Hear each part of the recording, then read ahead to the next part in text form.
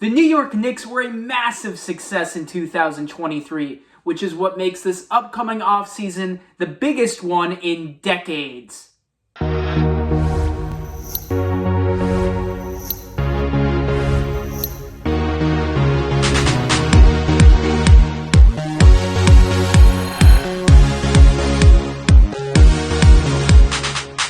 Hello everybody, and thank you for tuning into The New York Sports Fan. I am your host, Josh Byrne, and today I am going to make a video, a preview of this upcoming New York Knicks offseason. And boy, is it a doozy. After a fantastic finish to the 2023 regular season, the Knicks finished with the 5th overall seed in the Eastern Conference with a record of 47 wins and 35 losses, and they wound up upsetting the number 4 Cleveland Cavaliers in 5 games in the first round before ultimately losing in the Eastern Conference semifinals to the Miami Heat by a score of 4-2. So now, here's the dilemma. The New York Knicks need to build on the success that was 2023. Let's be honest, if you're a Knicks fan below the age of 36, 37, then this was one of the most enjoyable, if not the most enjoyable season of your lifetime. Because the New York Knicks haven't had much success in the past 20 years, and that is putting things very softly. The Knicks have not appeared in an NBA Finals series since the year of 1999, had not prior to this postseason won a series since 2013 when this poster was released right outside of Madison Square Garden. But long gone are the days of Tyson Chandler, Amari Stoudemire, and Carmelo Anthony, and now are the days of Jalen Brunson, RJ Barrett, and more. So let's look at how things shake up in the salary department. One of the big advantages that the New York Knicks have in this upcoming offseason, one of the big reasons why the New York Knicks have an opportunity to improve this roster, build on the success they had this year, is because of their financial flexibility. Their top 2 players easily this season were Jalen Brunson and Julius Randle. And if you look at their salaries, they're both under $30 million for the next season. And that's saying a lot in a current NBA economic market where if you're a star player, you're generally earning at least $32, $33 million a year. That is not the case with Brunson or Randle, and they're both signed for the next 2 years before having a player option before the 2025-2026 season. And not only that, the entire starting 5 last season is all set to come back next year, and they are all locked into their contract. That would be Jalen Brunson, who's making $26 million. RJ Barrett, who will be beginning his max extension that he signed right before this past season, and he'll be making $23.8 million. Then you have Quentin Grimes, who projects to be the starting small forward for the Knicks in the 2023-2024 season. He is set to make just over $2 million as he was a second-round pick, and he's not going to be making the same kinds of salaries as some veteran guys who've gotten extended. Grimes hasn't reached that point yet. He'll be making 2.3. Then you have at the 4, Julius Randle set to make $25.6 million. And then we round it out with Mitchell Robinson, the block leader, set to make $15.6 million a season. He signed an extension before this recent season as well. So, the Knicks, because of that and because of the bench players that are projected to come back this season, all in all are currently on the hook for $152 million and some change for the next season. And this ranks 10th in the NBA. So it is on the higher side of overall payrolls, but there are things the Knicks can do about it. One of those things is the fact that Derrick Rose is set to be faced with a team option. And look, there is not enough time in the world to talk about all of the great things that Derrick Rose provides, a roster, provides a locker room, and who he is as a person and as a player. But at the same time, the fact is he's in his mid-30s now. He's not the player he used to be. And if the Knicks were to bring him back next year, he'd be making well over $15 million. So if it were me, if I were Leon Rose, if I were Worldwide West, I would have to seriously consider and ultimately decide to decline that Derrick Rose team option. So that right there clears out over $15 million. And there's really a need to do that because by far the Knicks' most prominent player coming off of their bench outside of Emmanuel Quickley was Josh Hart. Josh Hart was acquired in a trade, of course, from the Portland Trail Blazers at the trade deadline, and he immediately provided an instant impact both offensively, defensively, rebounding, assists, you name it. He was a team player, and you could see that Knicks head coach Tom Thibodeau really trusted him in the postseason, as when he was healthy, he was averaging over 30 minutes played per game. And according to rumors, specifically Hoops Hype insider Michael Scotto, a reunion between the Knicks and Josh Hart for next season and the coming seasons after that is seeming extremely likely. It is reported that Josh Hart, due to his fantastic play in the second half of this past season, has earned himself a projected salary between $16 to $18 million per year for his upcoming contract extension. And if the Knicks do not bring back Derrick Rose, that will be more than affordable for a guy who, as mentioned, provides such a large and profound impact on and off the court as a leader of this New York Knicks team. So outside of that, there's really no big impending free agents for this Knicks team, which adds to the fact that they have a lot of financial flexibility. But of course, the one big dark cloud over the Knicks heading into this offseason is what they're going to do with Julius Randle. Julius Randle was recently named to the NBA All-Third team, and he was an All-Star for his second season as a Knick.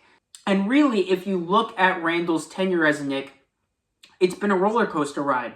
There's no other way to describe it. It has been an absolute roller coaster ride. His first year here, he put up numbers, but he was kind of struggling to fit in and flow in an offense and be a leader and be a number one option. And then his second year, he was fantastic. Most improved player. And he led a team that nobody thought would have much success to being 10 games over 500 and finishing with the 4 seed before they would ultimately lose to the Atlanta Hawks in the first round of the playoffs. And that was noteworthy because he really did not look like the same player in the playoffs against the Hawks versus what he had done in the regular season. Now fast forward to next season, and you have the 2021-2022 New York Knicks that were seen as underachievers because the year prior they made the playoffs, and during that season in 21-22, the Knicks would only finish with a 37-45 record, coming off of a year in which they went 41-31. And much of the disappointment was attributed to Julius Randle. I mean, he was the star again. He was the Knicks' number one option, and he really struggled. You saw his shooting numbers drop that year, and there were so many questions about him coming into the 22-23 season. And really, you've got to say, in 2022-2023, Julius Randle answered the bell every time he was called, and he silenced his critics for the most part during the regular season. He was absolutely the most consistent offensive player on this team outside of Jalen Brunson, and he showed that he is still an all-star level talent in the National Basketball Association. But of course, when the Knicks made the playoffs, the big question was, how is Julius going to do? Is it going to be a repeat of what happened 2 years ago in which he struggled mightily? And to me, it was an improvement. It was slightly better than it was 2 years ago, but you saw some of the same problems. When he gets the ball on offense, he can stall, he could hold on, he could dribble, he could try to power his way through when nothing is there. He tends to hoist up shots that he probably should not be. And when he is not on his game, when he is struggling, he brings down the entire team. There's no doubt about it. When Julius Randle is hot, he can carry a team. And he can be the guy that you want to have the ball in his hands when the clock is ticking. But at the same time, when he's going bad, it seems to affect the Knicks more than when other players go bad, rather than, being unselfish and being a bulldog in other facets of the game. his struggles tend to carry over to his effort, especially on defense. His body language gets tense, and he tends to have occasional matches with the referees, and occasionally he does throw tantrums. We've seen that. To his credit, he's cut down on that, but that's something that happens. So all this being said, it's worth wondering, is Julius Randle part of the answer going forward? Is he going to be part of how the Knicks front office is going to improve upon this team next year and go even further in the playoffs? And in my opinion, and in what seems to be the opinion of most Knicks fans, I'm going to have to say that answer is no. I simply don't see the Knicks winning a championship with Julius Randle being their number 2. I think Jalen Brunson did an absolutely sensational job of establishing himself as the number 1 option in New York City and really clearing his name and making sure everybody knows that Jalen Brunson is an absolute star in this league. And unfortunately for Julius Randle, while I've got to say he was a really good Knick, and I have fond memories of Julius, of course, his buzzer beater shot to beat the Heat earlier this season, his 50-point game.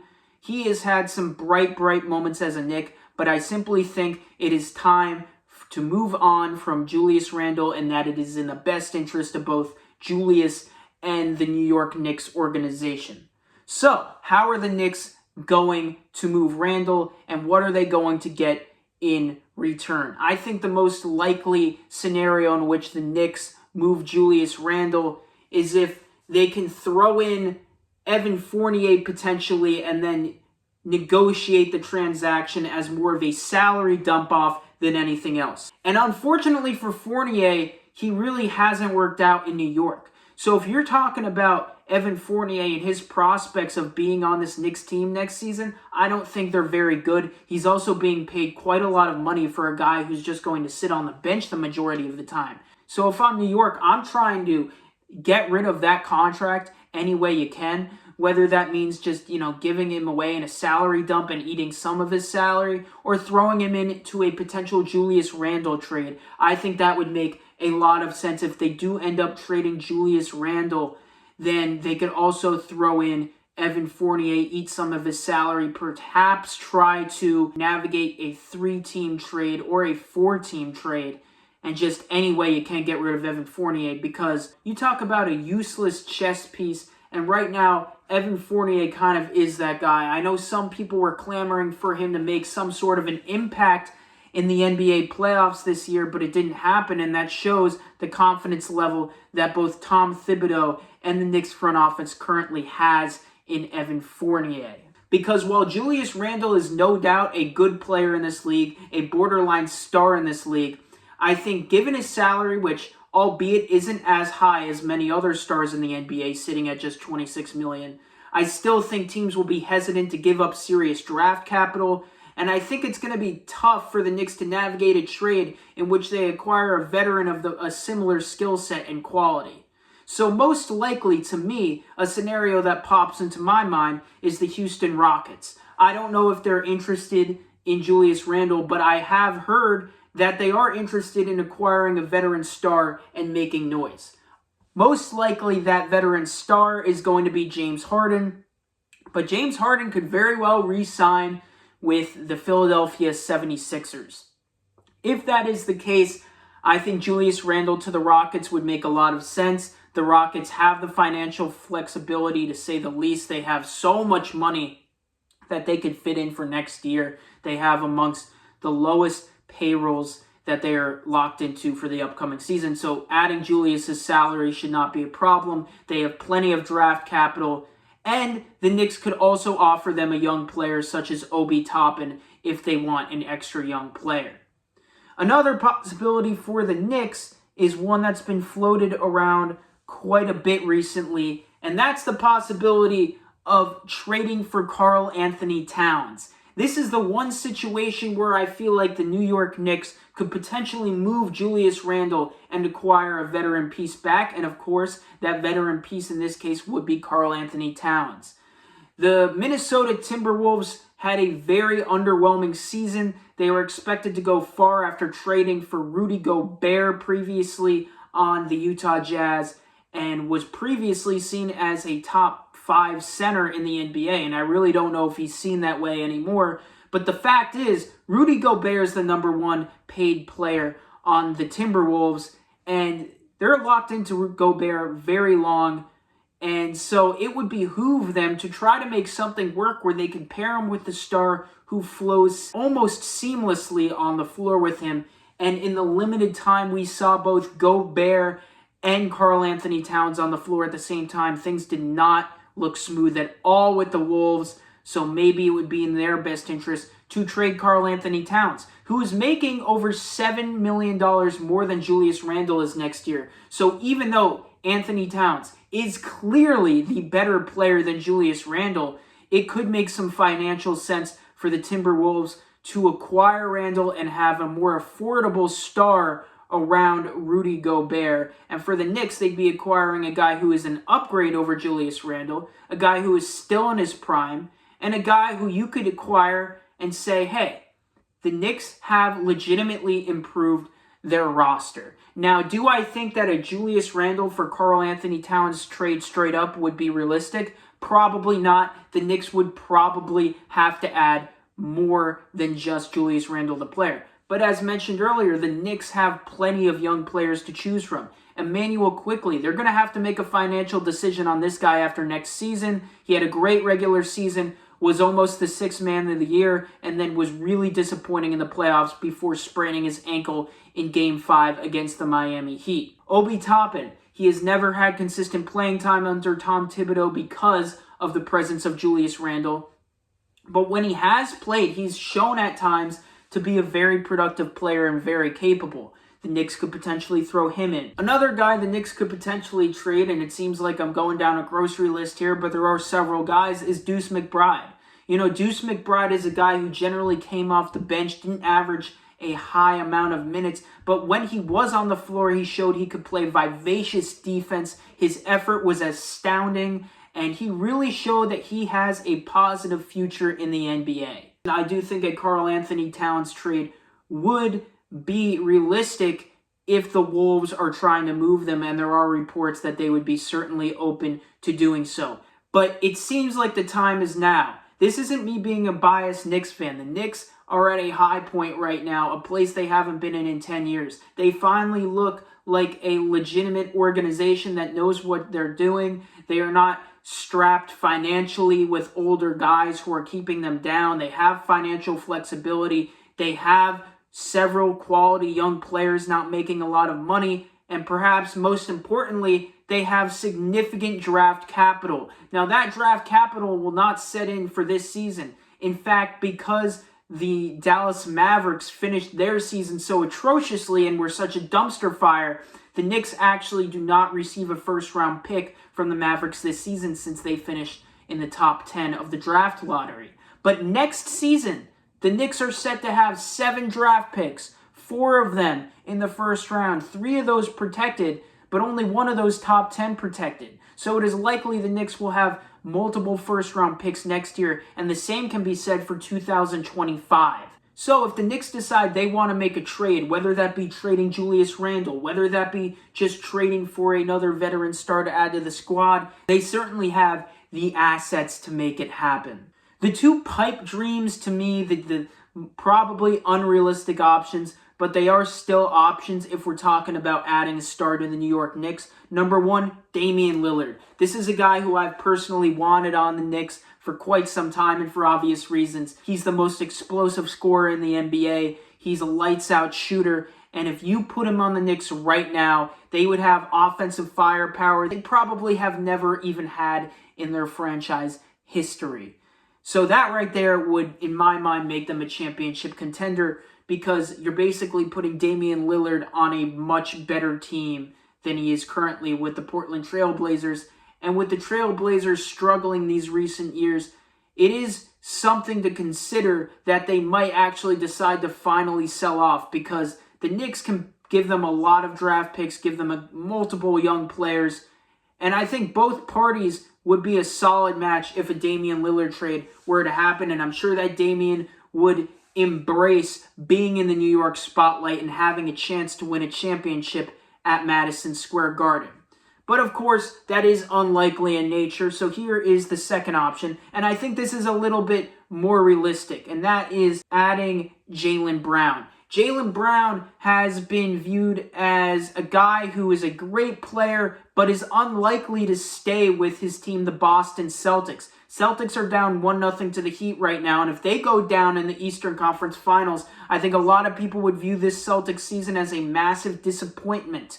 And Jaylen Brown is a guy who really wants to get extended, and he wants to get extended soon. But with the Celtics having to jangle all these different financial pieces around and really have to tie some knots and cut some loose ends on their financial spreadsheet, Jaylen Brown just might not fit into that equation for as good of a player as he is. And if the Celtics aren't ready to give him a max extension, then I would expect Jaylen Brown to, as soon as he can, ask that Boston front office for a trade. And if you're the New York Knicks, you have to be absolutely calling them immediately and seeing what's up. But if you go out and you get Jaylen Brown, there would be no reason to get rid of Julius Randle. He would just slot in as more of a third option, and his struggles would hopefully not bring the team down to the same extent that they did this year and in 2021.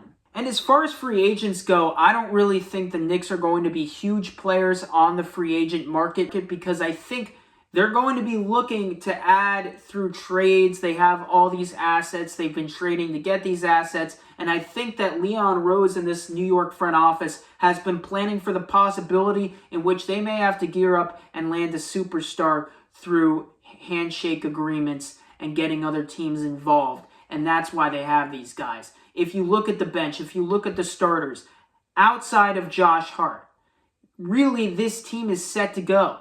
And they are all locked in for next year. And for that reason, I don't see why the Knicks would be out signing a ton of free agents. So that will about do it for today's video. Of course, there's only so much we know at this early juncture. But of course, with the Knicks season recently ending and me sadly watching these other teams getting to play in the conference finals, I figured I'd make a Knicks offseason video. And as new storylines break, new details emerge, you bet that the New York sports fan will come out with new New York Knicks content as we gear up for what should be an extremely exciting and significant summer in the New York Knicks front office. Thank you for watching, and of course, if you like this video, please like and subscribe to the New York sports fan, and as always, all the love.